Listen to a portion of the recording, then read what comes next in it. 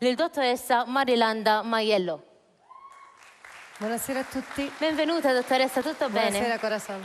Allora, ci dici un po' come è nata questa collaborazione? Allora, la collaborazione è nata perché abbiamo lo stesso obiettivo, quello di dare spazio ai giovani talenti, soprattutto gli emergenti, e quindi abbiamo messo insieme questo gemellaggio tra Italia e Malta in modo da portare italiani a Malta e maltesi in Italia, e anche il vincitore lo ospiteremo alla finale nazionale del premio Leonora al Lavoro.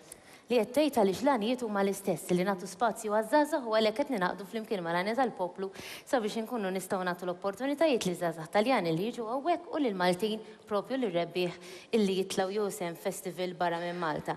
E c'è anche una notizia molto bella per l'artisti maltesi, no? Per la prima volta qui a Malta io sono esclusivista per Aria Sanremo Tour Giovani. Infatti noi a luglio faremo la semifinale nazionale qui a Malta, dove porteremo i maltesi per la prima volta a Sanremo, quindi c'è una bella possibilità. Tajjeb, qed titkellem dwar l-Aria Sanremo Tour. Possono iscriversi sul sito che troveranno Malta e quindi potranno iscriversi, e l'iscrizione è gratuita. Biex wieħed jirreġistra b'xejn biex wieħed jista' jmur direttament għal Festival ta' Sanremo.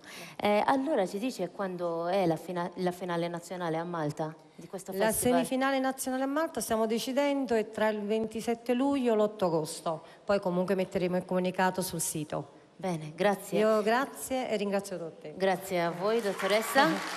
Grazie molto anche per l'opportunità che dà ai ragazzi di questo festival. Grazie.